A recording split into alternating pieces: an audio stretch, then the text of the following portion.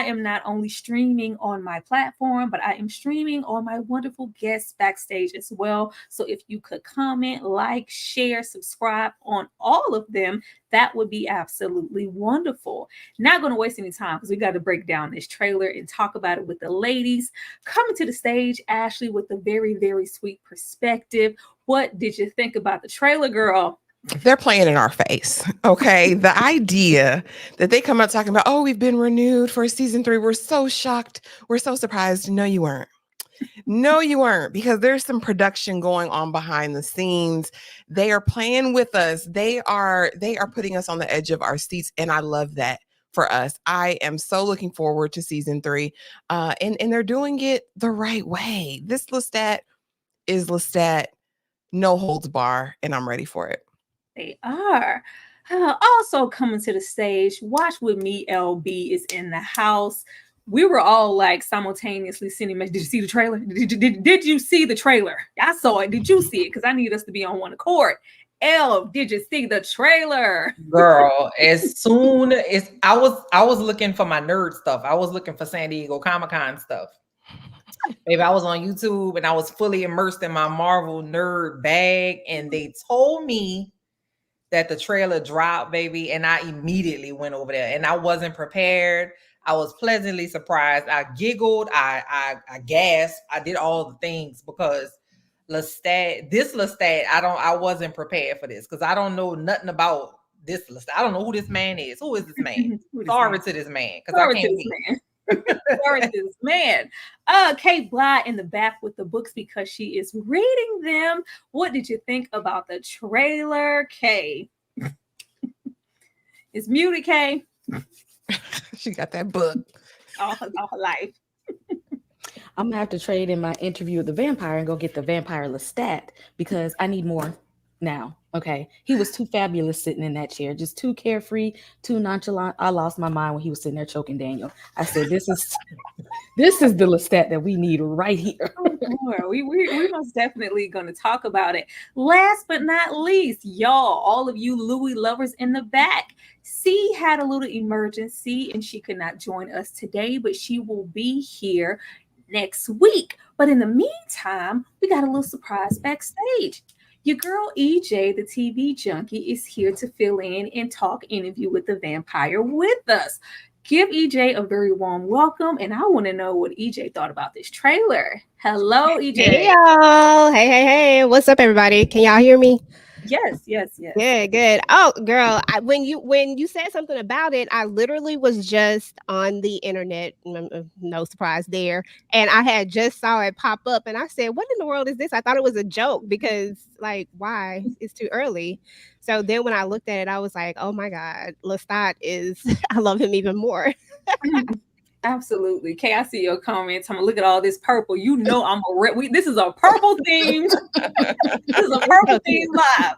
I had to regroup everything just for this trailer dropping. But even though we have all seen it, some of us can see it and notice something completely different. We're not gonna leave y'all out of the experience. We are gonna take a moment to watch it together. I had to clip a little bit just for copyright reasons, but we got it. We're going to watch it now, and we're going to, answer a couple of questions. Then we're going to get into, season. We're going to go over there, but we got to talk about this first. We got to do this first. This is prioritized. Here we go, y'all. Hours, man. Hey, look, if you want, I can have somebody knock on the window. I think he's... What? What? You think what? I think he's entertaining somebody right now. Do we have insurance for homicide? You know what? We had 3 deaths on the Banger Sisters. Don't worry about it. That's him. Jesus Christ. Look at him. Okay, look at that stomach out. Mr. Linecourt, hi, Mark Johnson. I'm the executive producer. We talked on the phone a couple of times. We're really excited about the I don't remember you. documentary. Okay. Hey, man. Thanks for the tickets last night. Great show. 45 minutes and he's gone. This is Christine Clare, Mr. Linecourt's lawyer. Hair and makeup now. Do I look like I need you? Period. Because I don't. There's a goblet on the table. You don't like the goblet? Can we get rid of the goblet, please? Thank you. We need to wire said, "Don't you do for me. Don't do sound. me." If I hope you don't mind. He don't The like you, camera we're going to be Daniel. using is called an Interrotron. I'll be sitting here, but you'll see my face in the camera. Like we're talking to each other, and you don't have to just stare at an empty camera lens. Your sound man is dehydrated. We'll get him some water. It's gonna be Sam Reed for me every time. Every time. And action. Okay, we're going to start. Could you state your name for the camera? Justin Bieber. I see you have my book there. What do you think of... Sorry.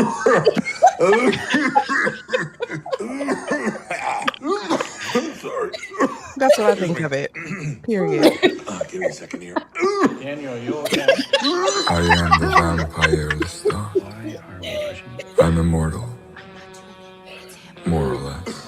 The light of the sun. The sustained heat of an intense fire. These things might destroy me. Baby. Yeah. The way I was looking for that song on somebody's Spotify or Apple Music, they are sleeping. Y'all could be getting a whole nother bag releasing that record. I've been jamming since the drop. The long face is a bop.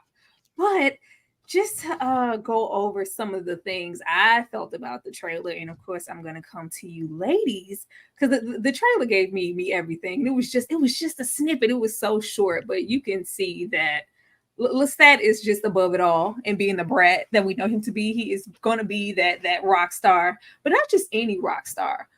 Lestat has always been theatrical. He's, always been into music. But this trailer, it gave me all of the David Bowie, Freddie Mercury, the Tim Curry and Rocky Horror Picture Show that I would ever want to see. I really think we're going to go off into Lestat, not just being a rock star, but we're going to get into going over some of those lyrics from that song, but like Here Comes the Gays, and it made me think of that episode, that the finale episode of season 1 when he's on the float and it's kind of giving that gender bender vibe. I think we're going to get all up into that rock star, and we're going to get, angry inch of it all, Freddie, Bowie, everything that I ever wanted in a rock star, just all placed on a Lestat. I think it's going to be amazing. Ashley? Yeah. Listen, when we were corresponding in the chat, I was like, oh, I definitely got Rocky Horror Picture Show vibes immediately up on first watch. And then people were in the comments like Jim Morrison from The Doors, Bowie, Freddie Mercury, all of those people. But then it's like, if you look at each of these musicians, their level of genius was so beyond, right? There was really no one to compare with them in their own individual eras. I think that's what we're going to see from Lestat. We already know loneliness was his huge thing, any vampires, right? And so I'm wondering how we're going to play on this, especially when he's talking about how he's an actor, he's going through all of these things. We know Lestat is emotional. He likes his toys, he likes his people. Whatever he does, he feels deeply. I'm excited to see the extent of all of these performances. We better get at least one stage show, full-on performance in one of these episodes in season 3. We better. Just one? I want multiples. I want the full-on experience, because if we're equating Lestat to this, Lestat is going to be freaking massive, and his ego is already huge. I'm ready. Elle? So when I saw the trailer, so I watched it like 97 times because I didn't catch a ton of things that the public caught because I was so busy looking into Sam Reed's eyes, baby. I missed all the stuff. Okay, so when I watched it again, I just was so impressed by his performances, right? Because we can see, like, we know Lestat got it in him, right? So we know that diva is gonna come out. We're not even surprised about it. But at the end, when we saw him going through all his emotions, like he was sad, he was happy, he was depressed, he was crying, he was, sleep, he was, doing all the things. And I if that's what he's doing in his interview, we're not gonna be able to process all of that because that's just so much. You know what I mean? Like we were on the seat of our the edge of our seats for Louis and telling his story, but baby, Lestat is gonna shake the table, and I can't wait. Like I wish they wouldn't have given it to us so early, like you said, because what we gonna do now? Like we can't do nothing. I tried to watch Mayfair Witches the other day, and they was making me mad because it's not the same. They need to stop. I don't want that. I ain't finna play myself. Exactly. Oh yeah, don't even. If anybody out there, I'm sorry if you may compare Witches fans, but no, that show was not hitting on nothing at all. You can't even compare it to Interview with the Vampire. They need to get the writers from Interview with the Vampire over there because it's not hitting on nothing.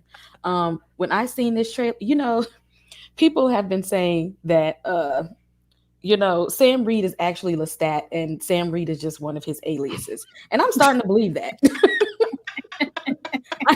I am really starting to think he's just cosplaying as Sam Reed because this was full on Lestat. That attitude came, that the theatrics that I need from him, that is always over the top and hilarious. He do like to mess around with people. I want to know how long he's gonna hold a grudge against Daniel for writing that book. Is he gonna be like mad at him like the whole interview? EJ. Sorry, I was on mute. Yeah, I love the trailer. I thought it was, I don't know, like right now I'm like, my heart is pumping because I was like, I didn't get a chance to look at it as many times as Elle did, apparently. I only looked at it like maybe 3 times at the most, this being the 3rd time. So I missed a lot of different things. But the one thing that stood out to me in the little teaser or whatever you want to call it was all of the emotions. I love that part about it because that lets me know that we're about to go through a freaking roller coaster, and I'm here for it because I low-key love this Lestat. I know I wasn't supposed to like love him this much, but I mean, I love Lestat, so I'm here for every single bit of it. Why are we not supposed to? I don't care what nobody say. This is my favorite, and he gonna be my favorite. Everybody else, you know where you can go. Speaking of my favorite, y'all, we have a poll going on in the chat. Please go through and vote for whatever you thought Louis was the finest. Do you have 70s Louis, modern day Dubai Louis, 1910s New Orleans Louis, or Paris picture taking Louis? Please remember to vote so when we get to the end of this, I can see what y'all thinking. Because y'all was being cute earlier with that vote. I said, what? what is really going on here? But yeah, I think the emotions were doing it for everybody. I think we're going to come to a place where Lestat literally has everything at his feet and he's still unhappy. That's where I think we're going. Vampire Daniel is behind the camera coughing up a storm. And will these songs awaken Akasha or rekindle Lestat? Because Longface is definitely about Louis. Now, I don't know. I haven't watched anybody's recaps or lyrical breakdowns. I've listened to the song several times. A lot of it feels like it's referencing Louis and their breakup. And I'm like, we still, you know, getting into Louis. We only have the movie for reference and, you know, of course, the book, but we know it's the music that awakens Akasha. I'm going to come to Elle. Do you think we are going to get to see Akasha in this season?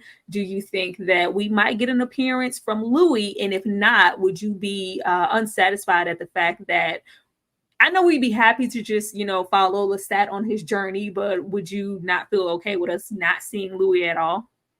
So I did check IMDb, and he is, both of them are only in there for 1 season. So we know Lestat is going to be in every episode of season 3. So obviously it's not updated, but as of today, or as of the last time I checked, Jacob Anderson was in on deck for at least 1 episode. So I think it's going to be very similar to the way that Sam Reed was in this past season. He's not going to, you know, Jacob Anderson won't be in every single episode, but his presence will probably be there.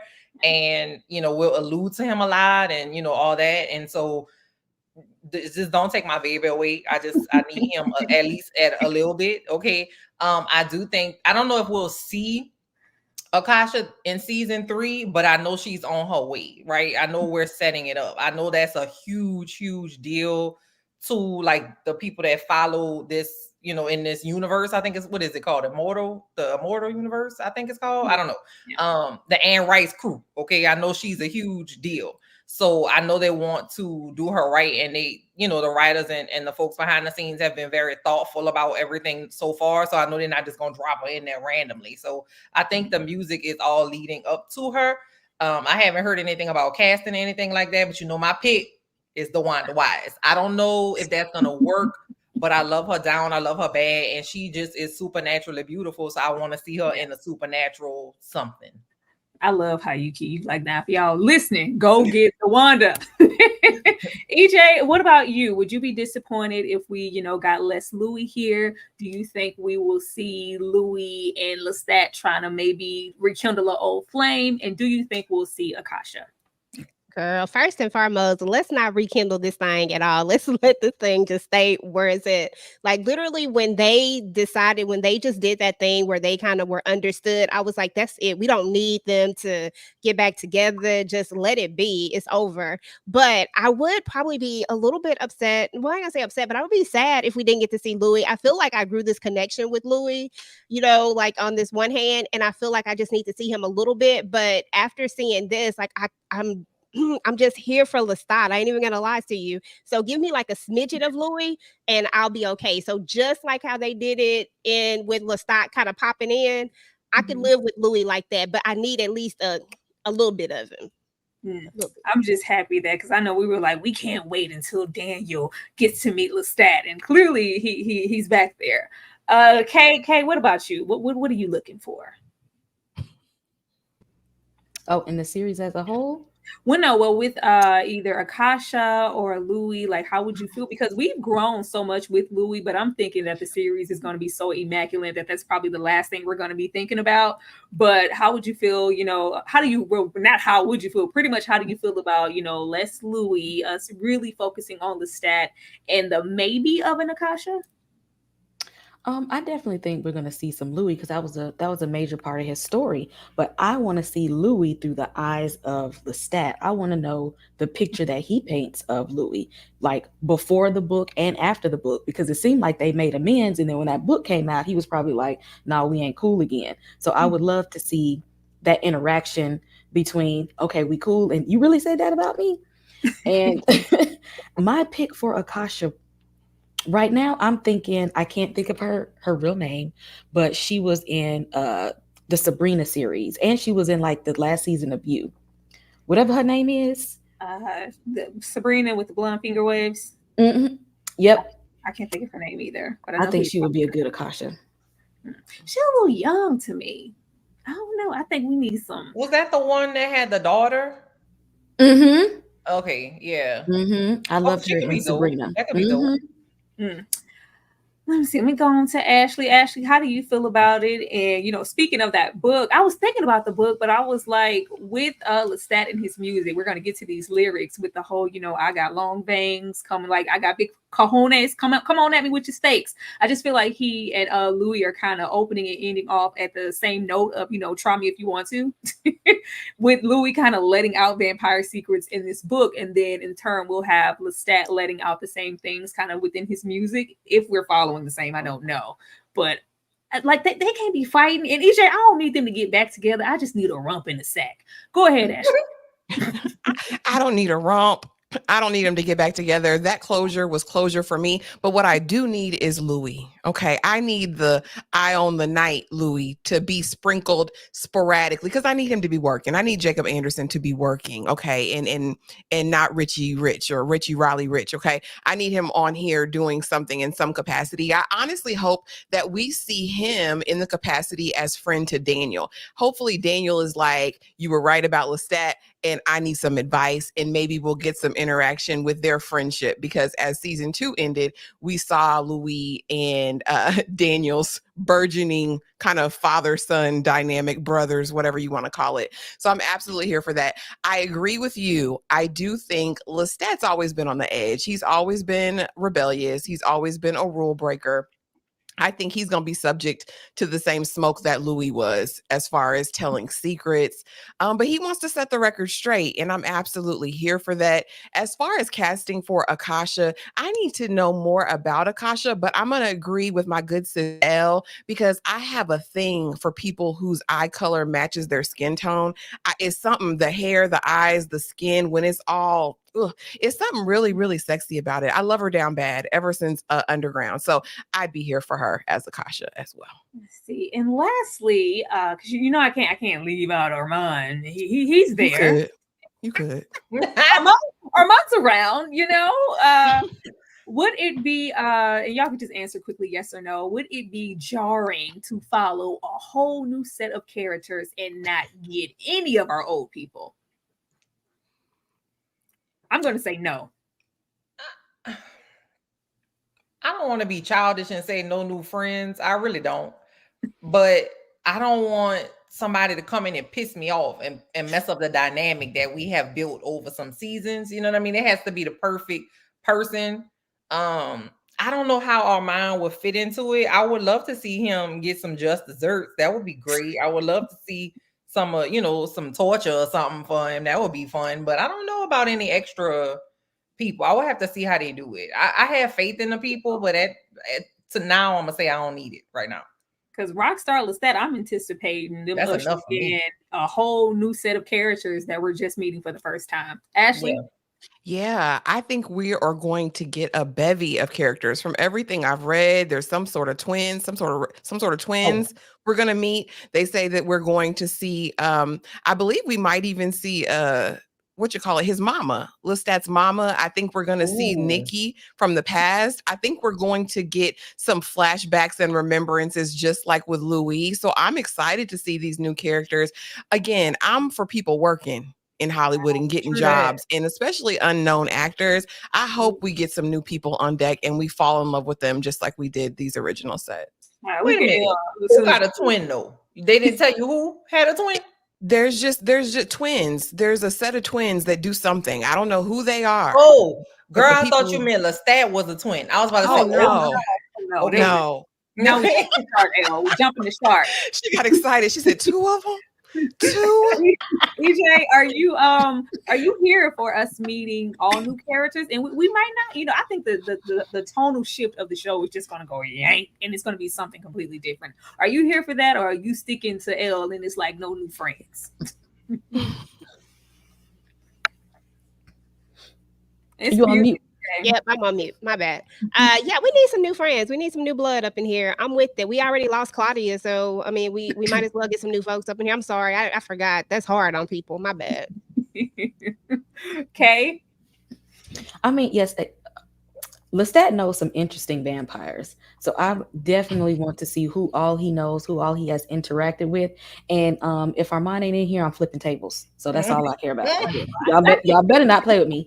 I knew she never missing the opportunity to mention a friend. I'll put him here just for you, Kay. I'll put him here just for you. But just to briefly discuss the lyrics on my behalf, I didn't have all of them here, but most of them. That little why the long face, my pretty baby. I was like, he talking to Louis. Who else could he be talking to but Louis? It could have been Darling Nikki, but Darling Nikki far removed. It has to be Louis. And I got long fangs. Come appraise me. Bring your stakes. It don't faze me. Try me if you want to. It's given. What did Louis say? I'm in apartment 506. Roll up. The glass is tinted. Okay. I get fatter when we break up. What does it matter who I take up? It was giving me like I don't care who I lay up with. It's gonna always be about Louis. That's what I got. I probably just be shipping them hard, and he could be talking about somebody completely different, but it's gonna be Louis for me every time. All of another face, another year, and like he's just going through the motions of pretty much being a rock star to me. And I just don't think he's being fulfilled like maybe he thought he was when he went on the journey to do so, but he's having fun. He's having fun if he doesn't do anything else. And just probably like going towards the ending. Here comes the gays. I was here come the gays. The gays are coming. The gays are here. I was like, yes, like we've arrived. But that along with Without a Trace, You Disappeared. Once again, I think a lot of these lyrics here are about Louis. Now, the Belor Prostitute, Allegro, Dante, Ashley can have that. Ashley?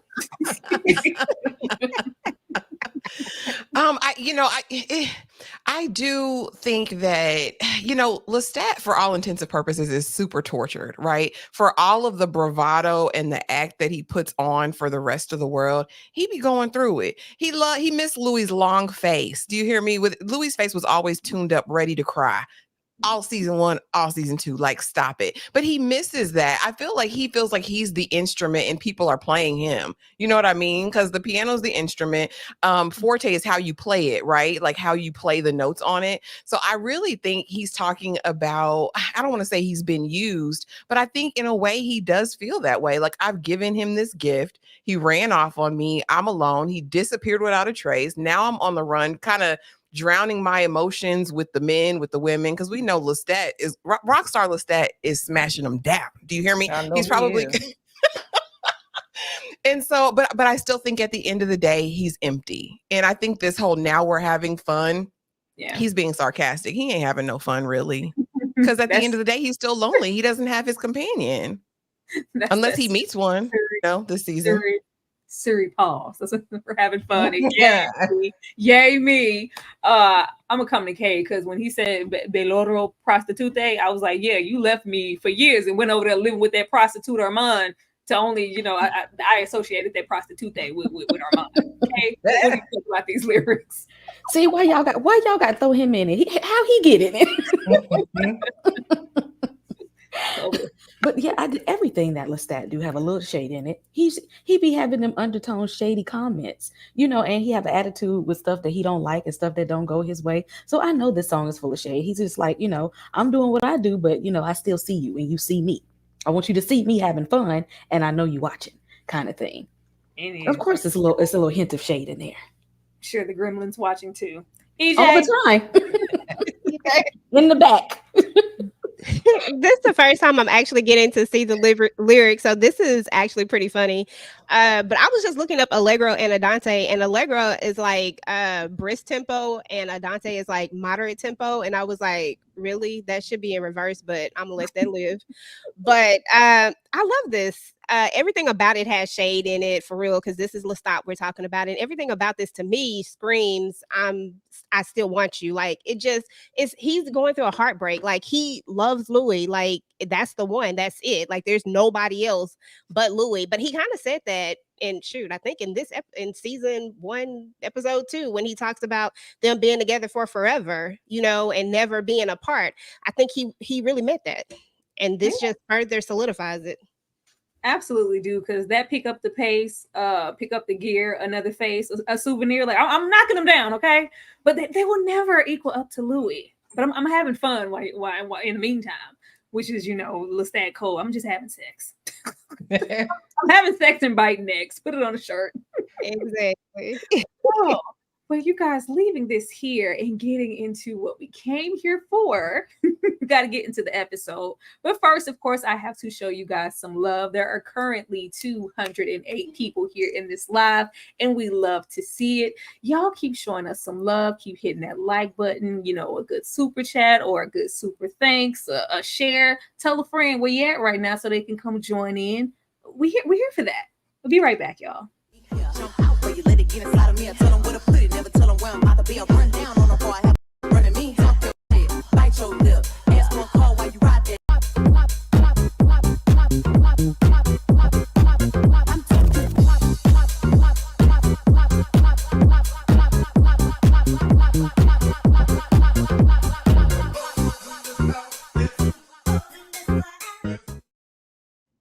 I can't wait for the new season. Lestat will definitely be the hoe in the house. I can't wait.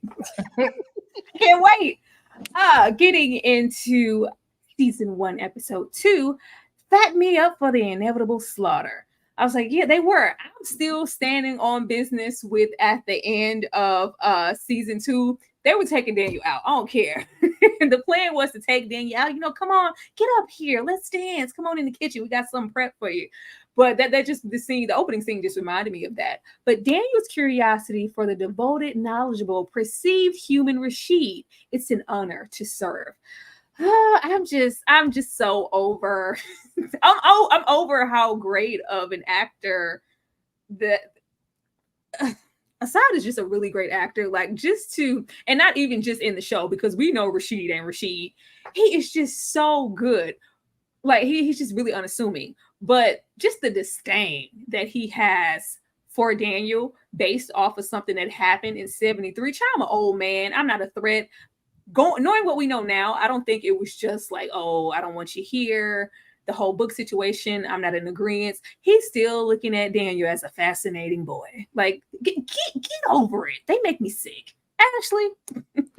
Yeah. I'd have an attitude too if somebody was feeding me pig knuckles and like deer ankles. I don't know what they were serving, Daniel, but it was the most disgusting thing I've ever seen. And as far as the little gremlin Armand, he's a bitter Betty. Why do we think anything? He's going to hold on to every inch. He's going to remember every moment.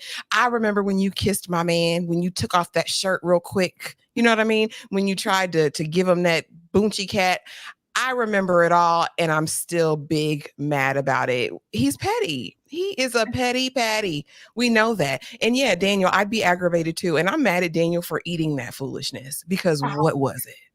I was hoping he was spitting it out on the side, because what we're not going to do is feed me 7 courses of bull crap. L. Yeah, I just thought the first scene was so funny because it's always about a power dynamic, right? In their interactions, in the interactions that Daniel has with Louis, and the interactions that Daniel has with Armand, and then especially with them both at, later on in the season, it's always about a, you know what I mean? And so for them to invite him over and then say Louis gonna join you at course 7. Excuse me, bro. Y'all can start, and I'm gonna come in when it's time for me to come in. Don't have me sitting here eating all this foolishness. And then what they gave him obviously was not supposed to be appetizing or enjoyable or pleasant for him, right? And they're like getting blood out of a cooler and filtering it. It was just very, very petty. Like the whole thing was very like disrespectful almost, right? And so Daniel got attitude anyway. So for him to sit there, and then when Louis came out, for him to just kind of sit down and have this conversation, it was like bound to be a problem between the two of them, and Armand got to say what he got to say on the background. But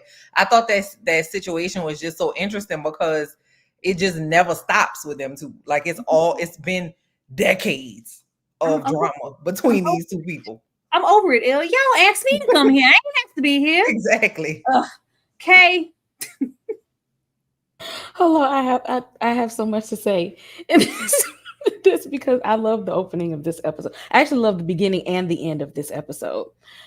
Y'all ever felt like, where somebody didn't like you, but you don't know why they don't like you? That's how Daniel felt with Armand. He's like, I feel like you don't like me, but I don't know why. Because he couldn't remember. Like, of course, Armand did not like you. And the funny thing is, like, I'm not gonna tell you why, but I'm gonna be passive aggressive and treat you that way anyway. And then now going back and rewatching this episode, y'all, this whole thing was one of Armand's plays. You see how Louis came out at the end as the star of the show. He said, we're going to do this as the beginning of the show. It's going to be act 1. Louis going to come out in the third act. I'm so tired. We'll set the stage, and we're going to set the table up for him real nice and have all these men in black coming out. This was a stage play. Come from. They had a lot of workers at the house that day. They had like 12 people working that day. That was a stage play. They're gonna give Arun an Academy Award every time. I swear. I keep saying this comment, y'all, and I'm gonna be cute because it ain't no dollar attached to this, but I'm gonna read it anyway. I came late. Did you already discuss the Sound Guys tattoo? People want to know about the Sound Guys tattoo, y'all. Anybody got anything to share on that? I didn't have anything to share on the Sound Guys tattoo, but clearly the people talking outside about, They say it said that Armand was telling the truth, that he told the truth. Now, and I think Armand is the consummate liar. He probably got inside that man's mind and told him that I'm telling the truth. Like, or it's just one of those cult classic things. You know how people pick sides in narratives and stories, and maybe it's that. But yeah, he don't believe that. Don't nobody believe Armand. I wasn't going to acknowledge it, but I seen it. This is the third time I seen it come up on the show. I was like, all right, I ain't acknowledging nothing Arun said. EJ.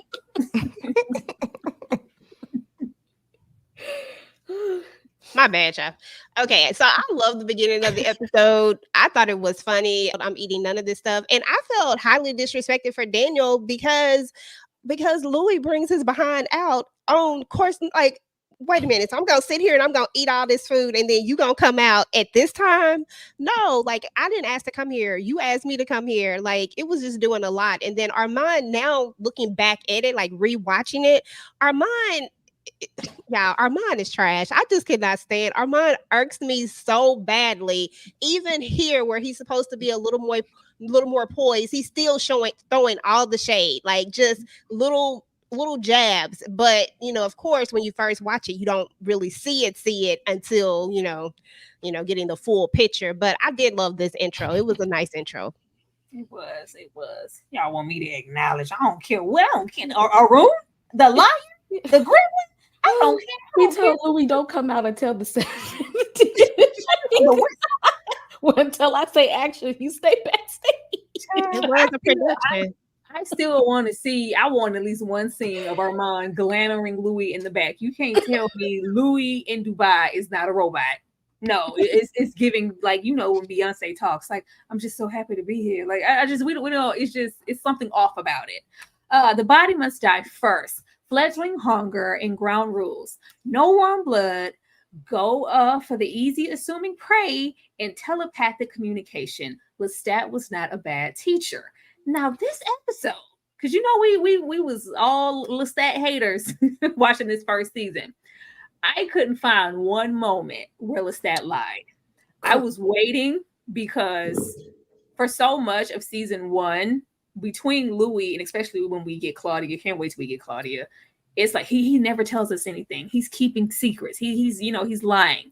Outside from Antoinette, I was trying to spot the lies. I was trying to spot, Lestat trying to be a little sneaky with the information. No, every single answer that Louis had, he was giving good advice. I don't see the problem here. Ashley? My only issue with Lestat in this situation is you ain't tell that man he couldn't go in the sun. Okay. Like, you low down and dirty. Like, there should be Bingo. Vampire Class 101. Okay, you saw that man leave the house and you let him go, knowing he was going to sizzle up and have to baptize himself in milk. Like, come on, Lestat. And he was probably giggling about it on the inside. I ain't like that. As far as but told him how to hunt, told him how to kill, because that's just his favorite thing in the world to do. Listen, he taught him how to hunt, but he didn't teach him how to live as a vampire. Oh, I can't never have nothing, Ashley. I thought it was so good. Like, the way, first of all, just the transformation of him into a vampire. I do love that we get it elongated here. We get to see Louis' whole body die, and the way that his vampire, we get to really linger in his transformation and that hunger. It was given whatever Twilight that is when Belle was turned, and she's just so thirsty. I don't know which one it was, but it was very reminiscent of that. I just love the entirety of it. But Lestat did nothing wrong here. Elle. Let's be real. Okay, let's be real. Okay, it's like Lestat, yes, did not tell that man that he couldn't go home. And when Louis tried to leave to go home, Lestat said, "Oh, I think you're gonna find that difficult." He could have said, "No, you can't go outside because you're gonna burn up." He said, "Oh, you're probably gonna find that difficult. Oh dear." Like, he didn't say anything. Because he's so petty. He was like, "You're gonna learn the hard way, baby. You don't just go outside and see. I only had to teach you. The sun is gonna teach you." But I thought it was so, Lestat is just not a good parent. He's just not. Some people just don't have that in them. And Lestat is just one of them. Because he taught Louis how to hunt his first night as a vampire by taking him to the club. You can't learn nothing in the club. He was in the club trying to teach Louis about restraint and about listening to people and picking the people in the club. Lestat, you could have took him to the park. You could have took him to the back of the storage house. The club. He's a terrible teacher, ma'am. I'm so sorry. We're gonna get into the club and Louis and the milk on himself, but as far as just the sun situation, I think Lestat had been here long enough to know, like, he's not gonna listen. He's gonna run out there anyway. Like, I'm gonna let you learn on your own. Go on, run out there. You'll be back. Like, it was just, if he would have said, "You ain't going to see your family. You can't go. You're gonna burn up in the sun, Louis." I'm going. He was gonna go out there anyway. Maybe I'm making excuses. Okay. Now, Lestat is the one that is one for, I'm not going to reveal everything. Some things you're going to have to learn on your own, okay? I'm not here to go instruct you step by step. Sometimes you got to learn it the hard way. And he is that person. Oh, and Tyra, that was Twilight was Breaking Dawn part 1, by the way. Just so you know, the episode when Bella was transforming. But yes, Lestat is not one to just baby people. He's like, I know I'm the keeper of all the things. And so because in Lestat's mind, remember, he said his maker didn't teach him anything. He didn't. Like he like, you know, like here's the dark gift and deuces. And so he shows that same tough love. Like if I figured it out, you can figure it out too. Some of it. I mean, you can go try. You gonna come back though, but go ahead. I mean, what you want me to do? What you want me to do? We have the death of a salesman, and you know, Louis is always hovering on his humanity. I need to go home. This is your home now, Louis. Like Louis just, of course, isn't trying to accept that. Not only is this your home, I'm trying to teach you how to hunt. I even let you be on top in the coffin. What more do you want? EJ, like, come on, don't leave me out here alone. It's cold. Listen, I'm about 50-50 with this one. Listen, on one hand, I'm all for, you know, Lestat. Kind of the only thing I say with Lestat is that he don't divulge everything, and I don't think that makes him a bad teacher. You know what I'm saying? I think that just means that he don't tell you everything, but there is this whole thing, like sometimes you just got to learn the hard way. You know what I'm saying? You know what they tell you, you know, a hard head make a soft behind, and there you go. You done stick your butt out. Like you said you wanted to go, I let you go. You know, so I honestly believe that he wouldn't have listened to him, that he would have tried to take his behind out there anyway. So what I'm gonna say anything for, I'm gonna let you go ahead and find out. Now you know. Now we good, right? You're gonna bring your behind back in here and you're gonna do right. So I'm all for it. I think that's parenting. Child, that's all I'm saying. That's all I was saying what EJ was saying the whole time. Yeah, that's what it was. That's what it was. I really don't feel like Louis would have listened. Now I will say that I did love Louis. No, I didn't love it because you wouldn't want our boy to burn up. But him and his first rodeo with the sun, for him to know what that feels like, we have to know like how he felt mentally in 73 to go out there knowing, you know, how I would feel. And standing out there, you know, clearly even longer than he did this time, Louis really wanted to go out to know the impact of the sun on a vampire and step out there willingly in 73. But thank God for that milk that was on the New Orleans street. And what happened to the man? And what happened to the man that saw it? He died. He had to get it. He in that incinerator. They put him right in that incinerator. You know, loose ends. You know that. It was summertime. It was the sun out. In the quiet dark, we were equals. I got in that coffin at my own free will. As if you had another option, Louis. Daniel is never here for Louis romanticizing this situation. Lord. Louis is still mentally in a place of acting like, even as a baby vampire, a fledgling, like he still has some autonomy in this situation. And it's just like, you know, I got in that coffin at my own. Like, where else were you gonna go? Where else were you gonna go? Or even when we get more into him kind of walking a couple of paces behind Louis as they enter the opera, like it's giving, the power dynamics are off of Louis. Do you not see that? I like this scene because it's just the first sentiment in this episode to later episodes of Daniel calling out some of the questionable behavior that we get from Lestat with our dynamic. You two are not the same. So don't romanticize it to me as if this is, you know, some freaking fairy tale. It's never given that, Louis. Stop. EJ?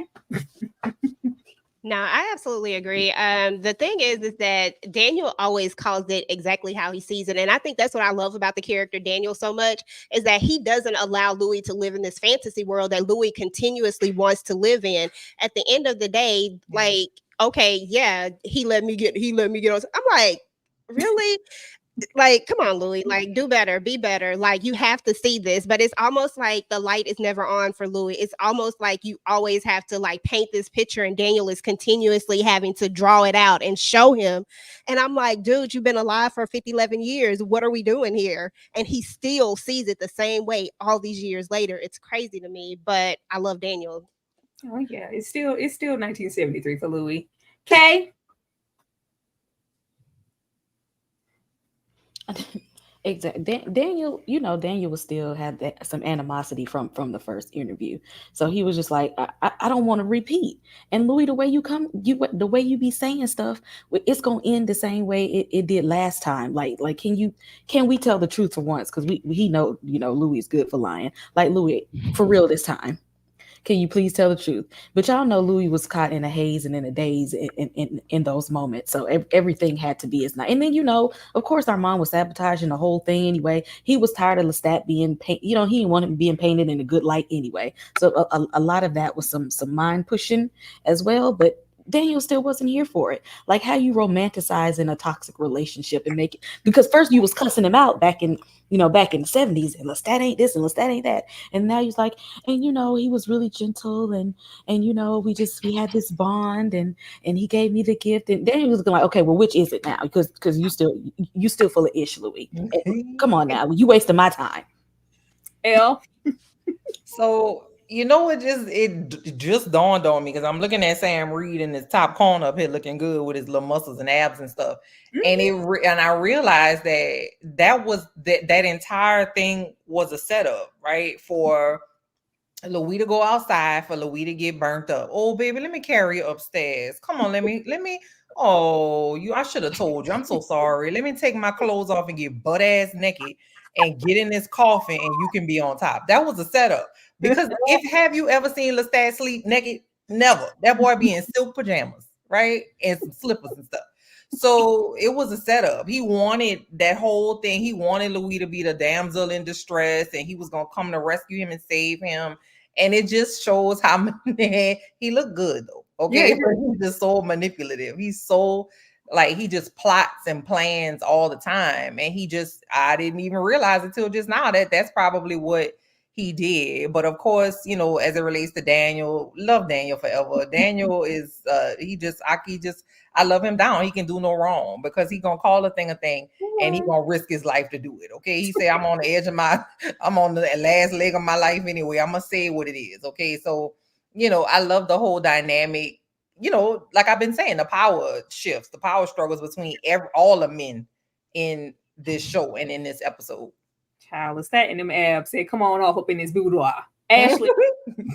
Yeah. My good sis Jay said in the comments, why did Louis think interracial intimacy earned him some kind of power, especially in the line of work that Louis was in? You sold brown, yellow, green, one-leg cootenanny all up and down the street. And you think that this is like a prize or made you equal to? And I won't say, well, we know race plays a major issue in this episode, of course, in the first season period, but also just the level of knowledge that Lestat had over Louis as it related to vampirism, as it related to life. Honestly, you have this 33-year-old man and this couple 100-year-old vampire. You know what I mean? And I stand Daniel all day long because it was toxic as heck. Y'all were definitely not equals. And later in the episode, he even says it. He's like, oh, you my master now? Enough with this fledgling thing. You ain't gonna keep calling me that. So, I mean, he gets it. And again, you struggle after watching season 2, coming back to season 1, because you're like, okay, how much of this was mind-bending manipulation? How much of this was Louis just trying to paint a new narrative? And what was the truth? Is there any truth in it? Yeah. See, I let the fledgling come and go this season because because when I first saw it, I was like, yeah, I'm not liking that dynamic. He's, referencing the slaves. Like, what you're not going to do is, there's the racial element. It's always been there with their relationship, especially in this time. But when we got to Paris and I realized they call all of the new vamps fledglings, then it took some of the sting out. I was like, oh, this is just, the term. It's not racial. Next slide. It took some sting out of it for me because I wasn't having that first season. I was like, who are you calling a fledgling? The apex predator. Louis, what are you trying to prove? Louis' full course meal and growth as a vampire. I haven't murked anyone since the 2000s. Okay. All of this here. First we had, we were feeding Daniel bricks and calf muscles. A bunch of nothing on a plate with parsley. Then we come here and first we have, a few little vials of blood. We have, blood with a spoon, just eating it out of a bowl. And then we bite into this poor animal here. And then we like, why? when this is going on, we do have Louis stating that, I'm far removed from who I was when I was a fledgling. I am, comfortable and, I'm not, out there taking down people on the street anymore, but it's a far cry from me not really wanting to feed on anybody. And but I was just like, they were going out of their way to make Daniel uncomfortable. And I was like, why? What are you trying to prove? Then he does this and he states, because Daniel's down there, which is funny. He's like, well, who in the hell would, because I think this is around the time that they mentioned the Great Conversion and the vampires and what's going on, and being able to stand on his balcony and hear the voices of the vampires and thoughts from miles and miles away. Just like, well, who the hell would want to sign up to be a part of this? Louis bites into this animal and says, exactly, this book, because the book was coming out. This book is supposed to be a warning. I was like, okay, be that as it may, why the display? It was too much. Okay. And it's for yeah. Remember, this is part of the play, right? Think about who wrote this script. This has Armand written all over it, because I don't think Louis would think to do this on his own, because remember, he didn't always like to watch Lestat in his kills, because isn't this the episode, either it was this one or the next one, where Lestat was like, you are a killer, Louis, which they said that in the movie as well, because Louis was just like, ooh, I don't want to do that, and oh, why you got to be like that, and why you got to do it like that, and Lestat was like, because we're vampires. Like, this is just what we do. But now all of a sudden you with the tricks and things like that. You with the theatrical part of it. Louis in his right mind wouldn't have done this, because that's not who he is. Armand said, let's put on a show. Now that I look at it, this does have Armand. It has gremlins written all over it. Like, yeah, this is a part of the plan, but Louis doesn't know. I'm trying to make this fascinating boy as uncomfortable as possible. Thank you. Another notch for me to hate the gremlin. I was getting ready to say, now that you say it, this is very theatrical, like for no reason, like for literally no reason at all. You don't, and then, it was very weird because the poor little fox or the cat or whatever that is was alive still. And it was making this terrible noise. And then the noise stopped when the thing died. And it was very weird, because what's the point? You could have just, I don't know. It was just very weird. But now that you say it, yeah, Armand did that. Like, I'm just pretty certain that's Armand that did that. So, but I also feel like this is when in the episode I felt like Louis think he better than everybody. Like, I just really feel like he just thinks, you eat people, okay, I guess so. And it just is like, bro, get over yourself. Like, how you gonna be like, if you a security guard, your job is to secure. You a vampire, bro. Like, vampires and stuff. Like, this should be real about it.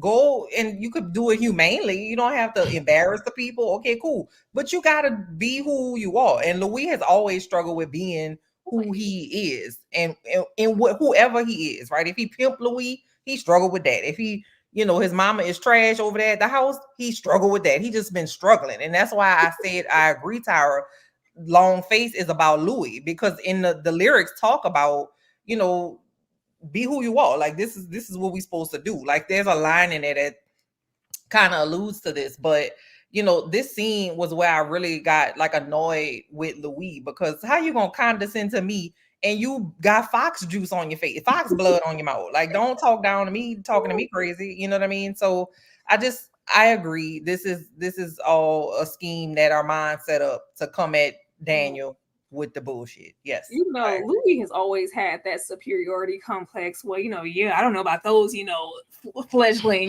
vampires out there, but I'm not on there, running around with this addictive bloodlust. Like, I'm above that. Like, right. Shut up, Louis. EJ. Yeah, this was interesting because at the same time he's saying, like, I don't do the hunt thing. And so we see him with the animal, right?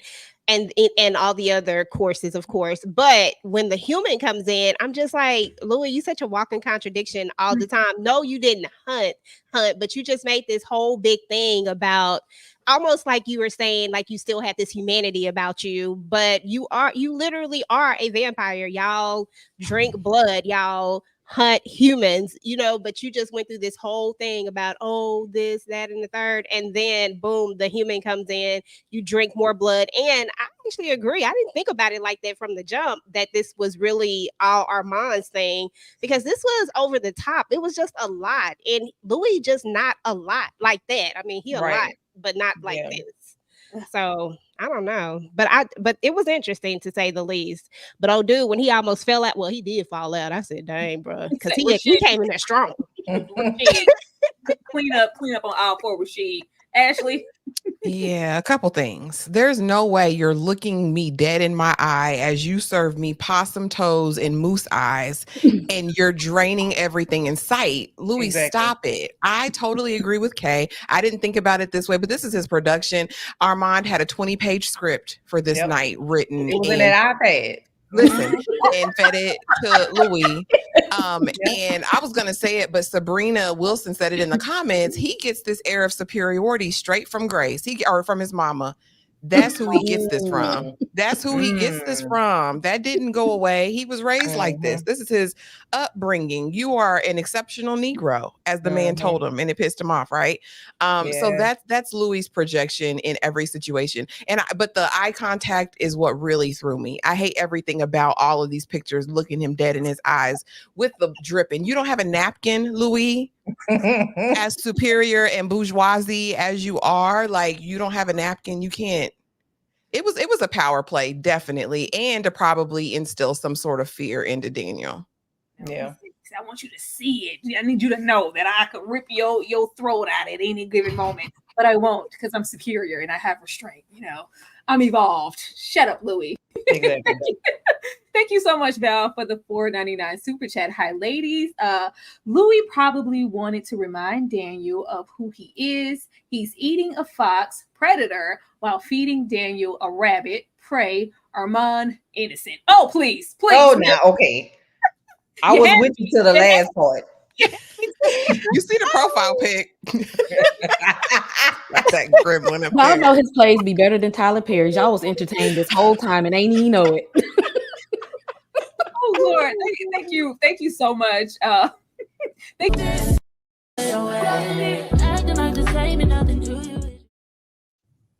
Shout out to Arun. You will never have anybody. Let's move on. May you never find love, you liar. Oh, you had me. I was on your side. I was like, yeah, that sounds real. Then you innocent. No. Now, I got a little trivia here because I thought it would be fun. I thought it would be fun to throw a couple questions in here to see who's really paying attention to these episodes. What was the name of Louis' club? Louis' Boom Boom Room? B, the Fair Play Lounge? C, the Fair Play Saloon? Or D, the Playfair Club? B. I didn't know if it was a free for all or not. My bad. First of all, where's my brother? Wrong. Elle, which one do you think it is? I think it's C. I don't know if lounges were what they did back in the day. I know it's the Fair Play, and I'm gonna assume saloon because of the time. So I'm gonna say C. That is correct. Thank you. There will be no awards or prizes giving for these games. It's just games in name only. But good job, Elle. Elle was paying attention. Clearly, you see, when we're eager, you study long, you study wrong. You use eager. Loud and wrong. Loud and wrong. B. Absolutely wrong. And with all the conviction, with my whole chest, I said it too. But yes, we get into Louis in the Fair Play Saloon, the Fair Play Saloon of it all. Because this is why I be over here simping for Lestat, because baby, the way we were coming through. Now, first, Louis tried of being he's really tired of being the exceptional Negro. You know, when old guy with the business deal rolled up, and you know, you got busty, you got brains, and you really got something going on. Yeah, you about to be my first unlethal kill here, because I'm tired of y'all treating me like this. No more subject verb agreement for me. Never again in my life. But Mama is sick of Louis. Lestat catering constantly to Louise, a pregnant Grace. Now, I'll be really trying for Louis, But when we get into the Fair Play Saloon, and we have these scenes come kind of back to back here. Not only Louis, of course, being belittled and once again only being offered 15% for this his brilliance, and him being treated like they've been treating him this entire time. But when we leave this scene, of course, we roll up on Mama and the family and Grace. We have the Fair Play Saloon. And well, oh, I had to put this here. Tears for sons and daughters I'll never have, as if Louis isn't a gay man in 1917. Child, I was already done with my slides, but this popped into my head with Louis. Like, Louis just be finding stuff. Like, oh, I almost ate my nephew. You know what? Matter of fact, I'll never have any children on my own, will I? What about all the sons and daughters? Like, Louis, what are you talking about? When were you going to have them anyway? You don't even like Cootie Cat, Louis. It is 1917 and you are a gay man. Like, okay, whatever. Drop your little bloody tear. But that has sent me. I was like, Louis, wipe your face. Wipe your face. But leaving this here and getting more into that Fair Play Saloon and also with Grace, I'm giving Lestat some grace because it is just like, first Louis tells him, okay, I want to keep this humanity and keep my family close, right? And Lestat tells him outright, this is only gonna get worse the longer it goes. You will alienate your family and eventually scare them. And that's what happened. I was like, you did exactly what Lestat's like, if you love them as much as you say you do, you will, just gracefully back away from your family. It's the right thing to do. Louis doesn't listen. And then later with the Fair Play Saloon, he tells him, this is always going to end badly. You shouldn't be doing, business with non-vampiric people, let alone someone, who's going to treat you a certain type of way because of the color of your skin. This just isn't going to go well. But baby, if this is what you want and this is going to make you happy because he's constantly catering to Louis in this episode, I'm going to make it happen. But the way Louis just didn't listen and how this all unfolded, I can't be mad at Lestat. Ashley? You're never gonna be mad at Lestat, friend. You're never going to be mad at him, because my thing with Lestat being as old as he was, he knew and understood people. There was a way for Louis to be a better part of the family or to even approach it in a different way. Lestat was just so harsh and uncaring because of how he'd been done in the past. You know what I mean? And so I think he projected a lot of that. Mayma is a demon though. When he walked up there, she said, oh, so you're getting your nails done now. That's what we doing? Hanging out with that man. Like, you already knew the vibes. He knew the vibes, like it. And it's heartbreaking because when he was sitting there talking to Grace and he's like, oh, you're pregnant. There's two of them. Like, you're having twins. I thought that was such a touching, heartwarming moment. It still makes me sad that he lost his sister. I didn't care so much about Mayma, but I did feel a way about him losing the bond with his sister and then being afraid of him. It was just a perfect storm. Lestat knew it was going to happen because he'd been around for 100 years. And yeah, Louis tired of being the exceptional Negro. That's the part that sent him over the edge. And Lestat was like, I love it, baby. You did a good job. Child, but that's the thing. Like, I put the convenient vampire because Louis likes to have his ups and downs with, oh, this is wrong. I don't want to feed on any humans. I just want to live my regular life, be close to my family, and run this club. And then when it's convenient and you're upset, as we see later on in more episodes that we're going to get to, it's okay to be this, rage and, oh, I had all this rage built up and this angry vampire. Like, Louis just get on my nerves. He's just so, like, really hypocritical sometimes. Like, pick a side. Yeah, this scene was like a turning point in the season for me. This particular part of this episode was because, one, this is where I got my first laugh, my first real that was funny laugh, and where I got my first kind of inclination that Lestat is petty and you're not gonna out petty him, because the way he came at Louise' mama with her banjo band in the front yard, that was too good to me. Because she said, "Oh, I didn't think I don't remember inviting you." You got a banjo band in your front yard, huh? Okay, thank you. I'm gonna go ahead and head home. I'm gonna see you later, Louis. Like I love that, right? I love like I see you, bitch. Like we two bitches together. Okay, you're not gonna out bitch me. And I really like that, and I like to see, because prior to this, the only thing that could get Louis off the street was his family, right? Like he was gonna stay in that brothel from dusk to dawn. But if his family needed him, he was gonna go. He was close to his brother, and obviously he was close to his sister.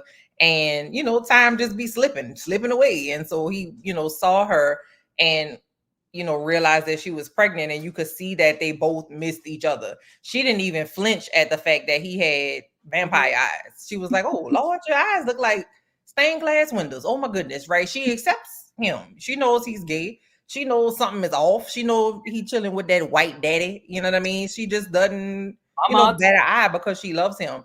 But this part of the episode was really fun for me because between me knowing that Louis was gonna murder that man when he touched him in that little S curl, and the back and forth between Lestat and the mama and the sister, it was really, really fun. And then also nothing will ever top for me in season 1 when Louis dropped that baby on the floor and ran out that house. That thing was so funny to me.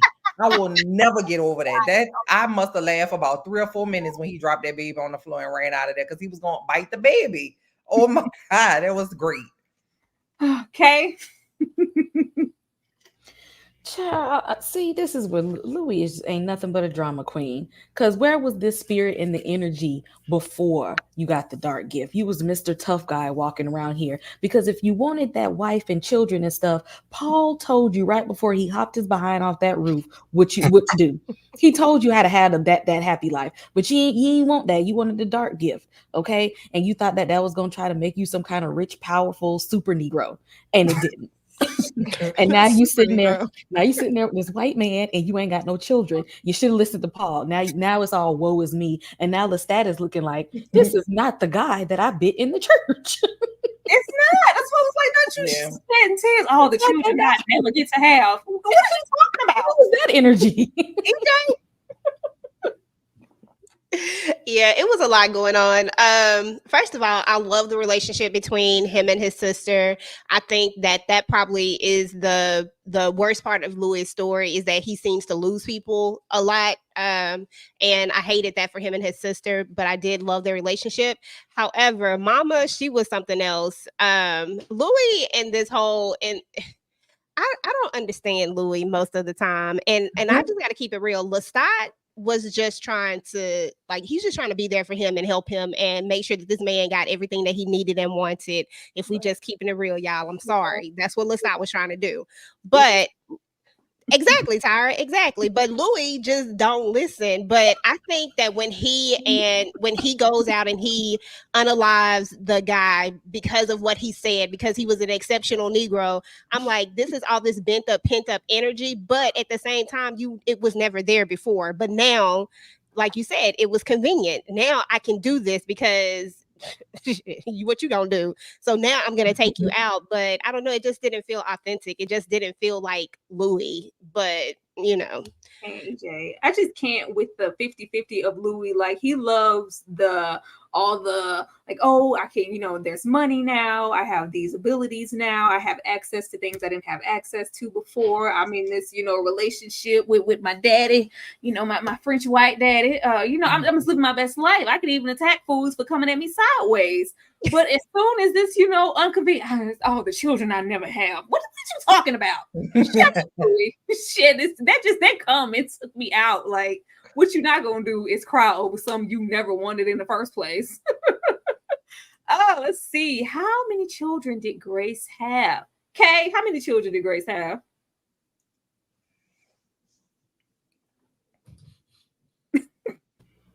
The twins, right? The two. I need an option, baby. A, B, C, or D. Oh, D. Wrong. Y'all think we be watching. They don't be watching. Where the one came from? EJ, I'm gonna come to you. How many children did Grace have? She had 3. Option number C. She had the twins, and then she had that baby that Louis left on the floor. Where Kay was? Where you was? I thought that was one of the months. No, 6 years had went by the time we got to the baby being left on the floor. Oh Lord. Let me get some of these super stickers we have in here from our Hill. Thank you so much for the $5 super sticker. And we have another one here for $2. Thank you so much, RL. Let me show you some love. We appreciate the support. Kay, I'm gonna need you to pay attention because I don't know what we were 6 years removed when that baby got laid on the ground. Let me go here because it would really be cute if we could get some Akasha in season 3. We'll be right back. Take this overboard now. I want you to feel that heat. And we can ride the boogie, share that beat of love. I wanna ride the work it in the rhythm. Feel that heat, and we can ride the boogie, share that beat of love. I wanna ride the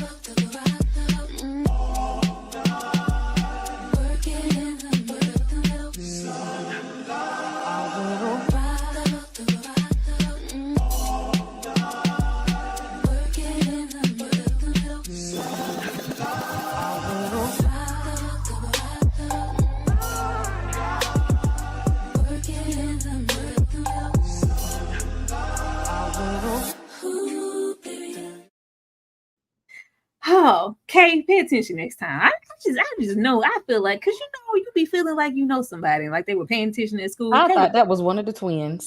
Kay was under them bleachers the whole time. She was skipping class just when I thought Kay was studious. Skip ahead. Oh man. Here's that leg, one of them twins on the floor. Louis' house in Scottsdale. I want a house in Scottsdale. I own a house in Scottsdale. Lestat was going out of his way to give this man every single thing that he wanted. He even says out of his mouth, this is everything that I've ever wanted. But of course, like I said, we are refusing to listen to the warnings. We already know how this situation ends. But it was just crazy to me how Lestat was content.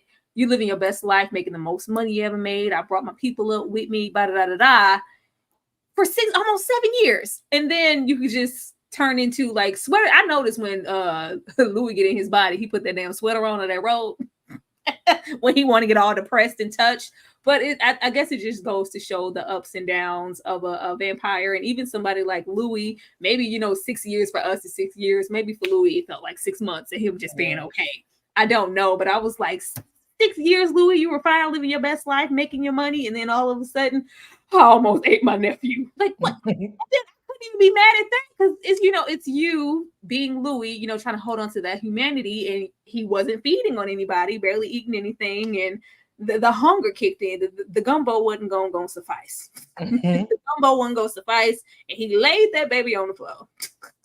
I can't believe Elle found that comical. That thing was, I'm telling you, I promise on my children, I probably laughed about 2 minutes when he dropped that baby on the floor. No, that was so funny. What I find comical in that scene is Daniel, like, I don't got time to play with you. Did you eat the baby? Did you eat the baby? Well, I've grown so much, the apex predator. And, did you eat the baby, Louis? Did you do that? Did all of that to, Now, we don't have time for that. Did you slip so far that you ate the baby? I'm much stronger than I was. My nerves. You're a killer, Louis. Like, Lestat he takes out the tenor like only Lestat can. This is probably the scene where I like really fell in love with Lestat, season 1, because how meticulous he is about music and the notes. When he like pinched that finger and was like, yeah, you got it wrong here, and here. I've taken people out for less. You gotta go. You know how long I've been waiting for this opera to come here? Absolutely not. What you're not going to do is tell me how to act Louis. Now, this whole episode, I felt like we saw Lestat catering to Louis every way he could because he simply wants him to be happy. Even when he's crying that blood tear about the children and the sons and the daughters he's never going to have. He comes, how about we just get away, baby? How about we can take a sabbatical. You could just have somebody else. I got a business to run. Okay, fine. You don't want to risk going out in the world and going to Rome. Let's just go to it. Like, another opera. Like, he was so like, I just don't know. Lestat, anybody at this, you know how I be feeling when I be wanting somebody to. Lestat, you could have anybody. You could have had somebody else. But I even love in that moment, like with Louis being down on himself, because we do hear even back then in present day, he was constantly in fear of not matching up to the type of vampire that Lestat would have expectations for him to be. But he always reassures him all of this, the ups and downs, the crying, the bloody tears for the daughter you never have, whatever. I love you anyway. Like, you're amazing. I love everything that is you. I take you and everything that comes along with it. I just want the same in return. And even at this moment, we also have them at the opera. And I was like, I didn't even remember Lestat even mentioning his deep stain for, or just vampire stain for loneliness. I was like, oh, he mentioned this early on. He mentioned this early on. And it's just constantly like, Lestat ain't never tell me nothing. He told you a whole lot. He told you a whole lot. And actually, I'm going to come to you, because in telling him a whole lot, the last thing we hear in this booth before he takes out the tenor is, well, it can't just be us speaking on that loneliness. It has to be some other vampires out there. Yeah, it's 100 or so. When did he lie?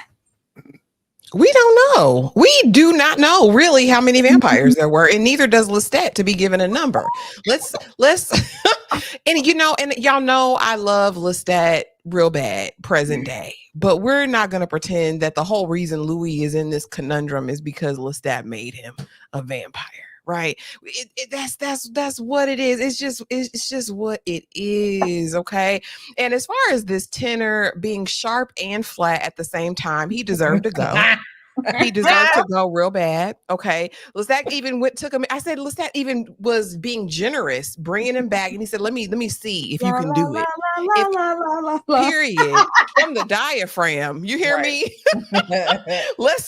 Let's try it again. And Louis just didn't like the fact, or took umbrage with the fact that, Lestat, don't play with your food. You ain't got to demoralize the man before you eat him up. Like, annoying. We don't have to do that. And this was a side conversation from what you said before, him crying about not being a daddy. Listen, here's the thing. I think Lestat would have made a hoe a housewife. He definitely would have had a baby with Lily. It would have been a beard. It would have been the fake family of the time. So I commiserate with Louis in that moment. But I think that also, this is my final part on this. As far as Lestat, this has never been about Louis' happiness. This has been about Lestat not being alone, right? He's going to keep him as comfortable as possible so he doesn't leave him. I don't think it's really intrinsically about keeping Louis happy. I just think it's about keeping him with his toy. Lestat just want his possession. Boy, a stab in the back. I swear I can't never breathe out here. Like, I just wasn't here for this. Like, I'm trying to give you everything, and now you're going to tell me how to hunt? Like, I don't like it. This ain't about you. I can't have nothing. Ew. So I really enjoyed this scene, and I'm very much related to Lestat in that when you look forward to something and it doesn't pan out the way you thought, you get mad. And most of us just got to go home and go to sleep, right? We don't have the ability to do something about it. And so when I saw Anita Baker at the Jazz Fest and she didn't sing and she was complaining about how hot it was, I will never forgive her for that. Now, I'm not going to go kill Anita Baker and fight Anita Baker in the street. But if I could do something about it, I'm going to do something about it. And Lestat say, baby, not on my watch. Let me tell you where you messed up, because I took notes in the theater. Come on back to the house. I'm going to train you up. You're going to die, but at least before you die, you're going to know where you messed up. And I appreciate that, okay? That's a learned man, okay? He appreciates the finer things in life and art and stuff like that. So I really love that scene with Lestat. But I do think that, if Louis, we saw what happened when Louis became a dad, right? Like, he fussing about the children that he ain't never going to have. We saw what happened when he became a dad. He was a trash daddy. So it doesn't matter. Louis is not a, he's a screw up. You know what I mean? Bless his heart. That's my homeboy, but he is. And, I don't know if he knows it, but maybe that's why he's so sad. But I just feel like, if Lestat would have been like, okay, let's have a baby, he would have been like, no, I don't want a baby now. Like, it wouldn't matter what it was. He was just going to have something to complain about. So he was frustrating me in this part of the scene. And I thought it was funny because Lestat at first was like, let's go to Italy, baby. Let's go to see the thing in Italy. He was like, well, how are we going to get there? how they gonna put the coffin on the boat? We gonna get a train and plane and all. And he was like, shut up. I knew he was gonna say something. He coming here. Okay, we don't even have to worry about that because Lestat knew that he was gonna complain and have something to kind of mope about. And so he kind of knows, he got Louis' number in that way. So we see that they're learning each other. And Lestat is just kind of like, listen, okay, bro, I hear you. You don't want to hunt people, but don't get mad at me because I'm doing my thing. I'm doing my job. You don't want to do your job, that's fine, but I'm gonna do mine. You mind your business. So I thought, two snaps for Lestat in this scene. Please, because what you're not gonna do is tell me how to hunt. Exactly. I really also like the reference of Louis kind of getting a peek into the tenor's life. Like I could see portions of his life versus what we get in season 2 when he bites into Madeline. I was like, oh, it all comes together. I love it. Okay.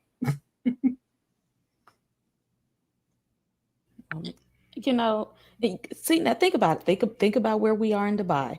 Now, see right here how he was disgusted and he didn't want to participate in that. He thought that, Lestat be doing too much. He ain't have to do that to that guy. He knew exactly where it was just missed. I ain't even want to participate. I was a little hungry, but I ain't even want to participate in all that. I don't like to do stuff. I'm not a cruel person, Daniel. I don't do stuff like that. But then right in front of Daniel's face, acting a whole fool.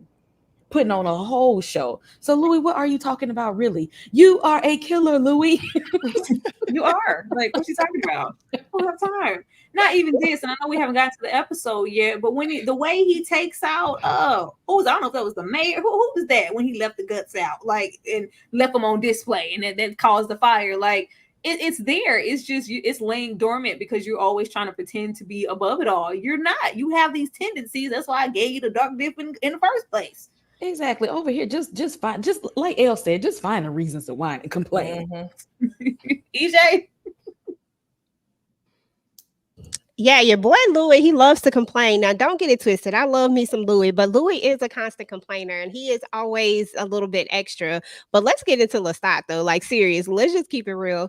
Lestat has always showed us exactly who he was. He has never been anybody different. And that's what you love about him, is that he always the same. Like, he just is who he is. And I love the fact that, because dude was out of line for those notes. Like, I was like, oh, heck no. Like, I'm not even into opera like that, but I know that these notes ain't right. Like, something about this is all the way off. And so I love the fact that he tries to come back and teach him and say, okay, let me give you an opportunity. Like, okay, let's take it to this level, but then you still mess it up. Like, that's all on him. And so if he had to die a slow death, I mean, it is what it is. And Louis, he looked like he enjoyed it to me. He said he didn't, but it looked like he enjoyed it to me. I was pretending. He makes me sick. He really does. I see y'all in them comments like, oh, we need the defense attorney because Steve will be eating us up. She would have been eating us up in this live, because what we're not gonna do is go in on Louis too much. Thank you, Joe March, for the $9.99. I empathize with Louis' struggles with his queerness. I can't even imagine what it was like then. One can be queer and still, what is that? I don't know. It's freezing on my thing. I can't even tell what this is. Lament. Lament? Does it say lament? Mm-hmm. Lament the struggle. Okay, I can see the rest. Lament the struggle of wanting children. He knows he can't do it Paul's way. I mean, I sympathize with him, Joe. Tell him something, Joe. I sympathize with him, Joe. I sympathize with him, I think at the beginning of this episode, Louis says, like, it was just a lot of firsts going on for me. It was too many firsts happening at once. I sympathize with Louis down, even though he gets on my nerves. But at some point, I just be like, Louis, come on. If Louis was just standing in his conviction this heavy when it came to the other portion of his life on the business side and what he's able to do to certain people who rub him the wrong way, like, we can't have it both ways. And Louis consistently, for me, wants to have it both ways. And I'm just not dealing with that. But I can show you some love, though.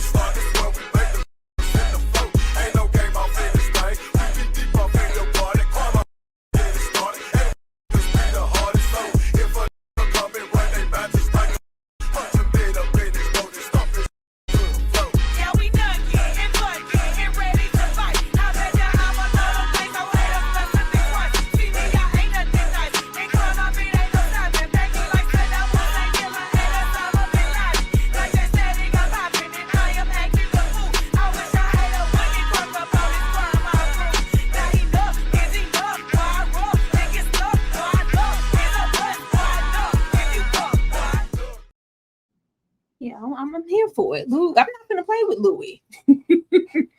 Doing all the things, stringing up the ornament. This is just too much. I'm just so depressed.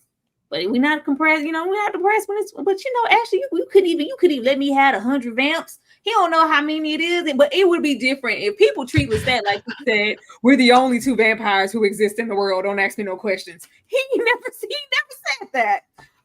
What did Louis say human food tastes like? Okay, put your hand down. I see you over there. You know that one. I'm gonna let Ashley. I'm gonna let Elle try first. Elle hasn't went first. Elle, what did he say human food tastes like? I think he said A. I mean, she got it right. She got it right. Why you ain't asked me this one? Because you should have known that there wasn't one of them twins on the floor. I'm not gonna blame you. I could see if you was like, oh, she had such and such kids, or that was like, no, that wasn't one of the twins. We were 6 years removed from the twins. 7 years later, Kay. It wasn't the twins. Well, yes, he did. He said it tastes like chalk. But why did he even want to have? So I know he said he eats a human meal once a week. Child. But why though, sir? Like because Louis gets on my nerves. because Louis gets on my nerves. The same way everybody is, y'all in the chat going up Louis and his oh poor Louis, poor this, but it wasn't even about him, taking his frustrations out for how he's been treated as a Black man. I can sympathize with that, but I also need you to sympathize with Lestat and not be mad at him when he's telling you we're supposed to kill, the unassuming people. Somebody's going to come looking for this man. You can't be, out of here just moving any kind of way. Hello? We got the great conversion, vampire, the balcony, miles away, communication, and ex-wife Alex dessert, a human dish to maintain the thread. This literally made me go, not the dish, just Louis in itself. I eat a human dish once a week to maintain the thread. The thread of what? The thread of what? It's like he's putting on. And I think we've, watched the show enough and talked about Louis enough to know that the Louis that is not the Louis the most is the Louis in Dubai. Like, I don't know who this is. I don't know what was going on or what kind of relationship he had with Armand up until this point for Louis to act like this. But the putting on of airs and, I just couldn't. And then it takes me back to what Kay said about this being an Armand show, because only Armand would say, oh, let's have Alex's wife, that their favorite dessert that was mentioned in the book. And, because it clearly bothered Daniel and got under his skin. Like, out of all the things you could serve me, why would you give me this? Like, are you trying to, get under my skin? He's like, I hope it didn't, bother you that I put this down here. It was mentioned in your book. No, you know this. And why are you trying to do this? Because it's the gremlin. Thank you. That's all it is. But actually, why are we having a human dish to maintain the thread?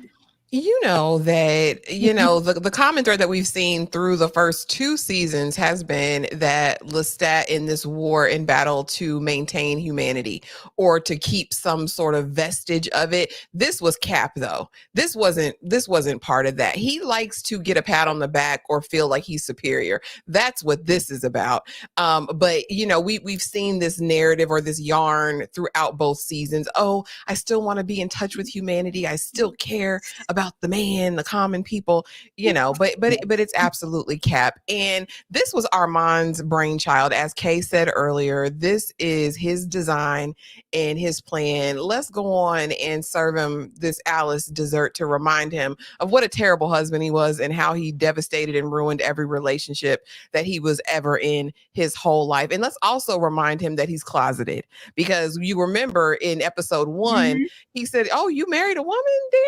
Like, oh, and didn't we meet at the gay bar? Like, we're seeing the hints now that are very obvious. They weren't so much during my first watch. But yeah, this was Cap. You ain't eating a human dish to stay in touch with your humanity. You're just doing it to feel superior. The way this was Armand coded. Kay, you want to elaborate on your gremlin? This whole dinner scene, but I loved it. I loved this scene.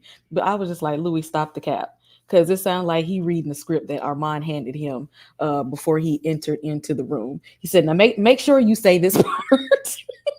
Make sure you point this part out so that he knows that we know. Because remember, Armand told him, and Daniel don't even remember that he was just like, you ain't gonna be nothing. You gonna ruin your wives. You gonna ruin your children. You really ain't gonna be nothing. So I'm doing you a favor if I go ahead and take you out right now, because I know you ain't gonna be worth a damn.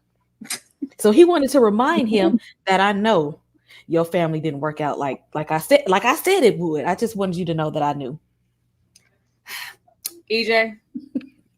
Yeah, I just feel like this just makes Louis feel like he's doing the right. Like Louis always wants to feel like he's doing the right thing, or show people that he's doing the right thing, or that he's trying to do the right thing. And this is just another one of those things where, and I ain't gonna lie, it is starting to look more and more like a performance. Like I'm really with this whole, this is just a big act and this is all Armand. But for me, Louis is just always constantly pretending and trying to just be like, he doesn't want to give into his nature, but at the same time he wants to prove that, oh, I'm not this, I'm not this person, or I'm not the vampire that you see, I'm trying to do this. It's almost like he wants to make it right, because we know that unaliving humans is a bad thing, but he wants to rationalize it and make it like he's trying to make it better. And I think he's doing it for himself and not necessarily for Daniel, but I think it's like internal almost. It's weird. It's very weird, because why are you so pressed to impress Daniel? It seems like he's going out of his way to show Daniel, I'm not that, unstable man who was in that apartment in 1973. You still are. You still are. And the fact that we had to do all of this says a whole lot about him and Armand and their relationship. Like, Armand got too much time on his hands with that damn iPad. I'm convinced, because I think that whole time we were all like, why is he constantly, why he always got an iPad? Like, what is he doing? He probably was dropping lights and the rest of the people. Okay, now you come out with the music, conducting the Men in Black back there. Had the music all turned up high. I can't stand. But all of this for what? Like, who is Daniel? The one that got away? Like, what for what? Because the book wasn't never coming out. I'm just like the performance of it all. Just it's just gonna send me. He's 500 years old. He bored, and he ain't been on the Paris stage in some years. He said, "This is the time."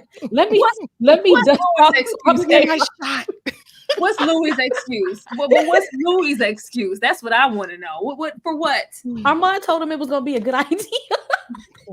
He did whatever Armand say at this point. Louis is on the Armand train at this point. So whatever Armand say, it is what it is. He said it's gonna be fun. All right, y'all. Before we get into the last of the show and whose team we are on so far, going back to revisit these episodes, I am about to go and end the poll. So get your last vote in for which Louis is the finest. We got the 1910s New Orleans Louis, Paris picture taking Louis, modern day Dubai Louis, or 70s San Francisco Louis. Which one looked the best? Ashley, I'm going to come to you first. I already know the answer though. Baby. So far, whose team are you on?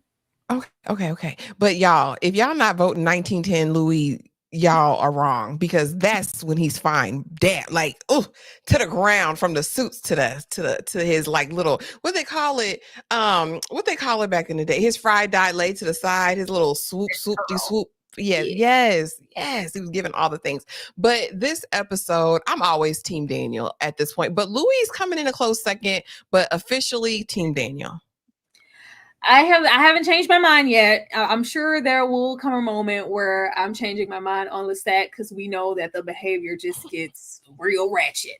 I'm still Team Lestat, y'all. I'm still rocking with Lestat. He's looking better and better every single episode, and justified, because he tried. He was here. That's my man. I'm gonna stick beside him. What more do you want? I'm trying to make you happy. I got you your little club. I fronted you the funds. I told you, how to be a proper vamp. I told you it was about 100 or so out there. I don't know, but all I know is don't leave me, because we got to stay together. I ain't trying to be lonely. He told him so much, and Louis quick that he ain't never tell me nothing. Lies. Kay, whose team are you on? It better not be that gremlin. Name me a Tyler Perry play that was better than this performance.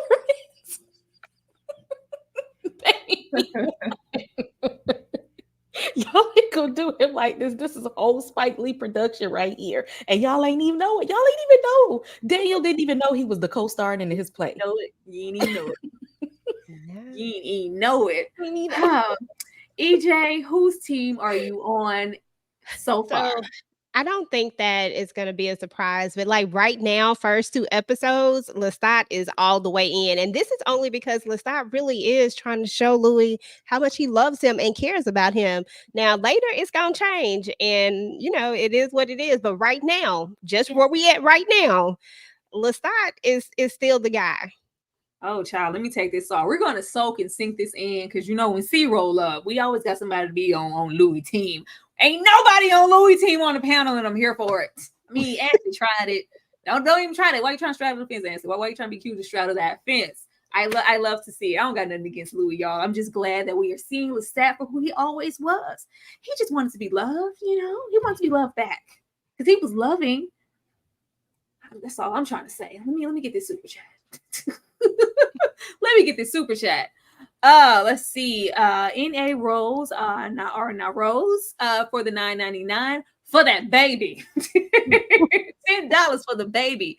We really, really appreciate it. Let me show you some love for that and also kind of take us out of here on a good note before we come back and tell everybody what we have going on our channel next and where they need to come and find us. Thank you. It has been consistently about 230 people in this live this entire time. And we love y'all for sticking it out with us and, having a good time. Let me go find Daniel being a city girl because I cannot wait for season 3 because, child, if you coughing, well, why you coughing? Who you coughing at? Sit down, Daniel. I can't wait to see what happens. We'll be right back. I'm out of town, thugging with my round. My coochie pink, my booty hole brown. Where I'm looking for the hole. Quit playing, cause I go toe. Pound town, just left Pound town. He just took it down. Yeah, it's down. Yeah, eat me out. Pound town, just left Pound town. He just took it down. Yeah, it's down. Yeah, eat me out. I'm out here in Miami, looking for the hoochie daddy.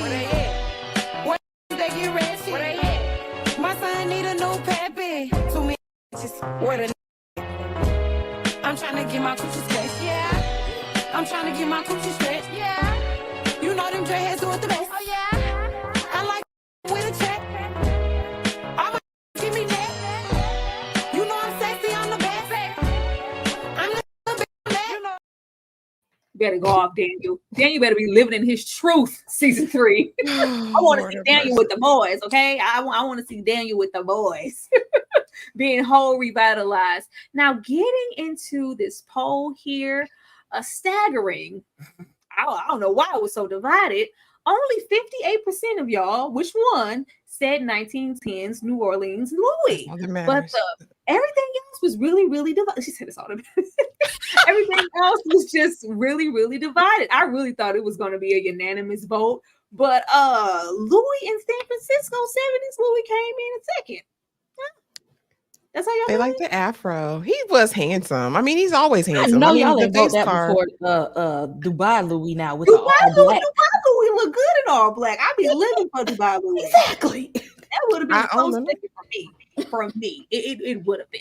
I'm just saying. I like Dubai Louis, especially at the end when he say, "Come get me." That Louis right there. Little sweater on. EJ, I am going to come to you first to let the people know what you have going on your channel and where the people need to come to support you. Go ahead, EJ. Okie dokie. First and foremost, thank you guys for having me. I appreciate you guys, filling in for our girl. But look, y'all, you can find me at EJ the TV Junkie. This week, I'm just probably going to be doing a bunch of the family business stuff.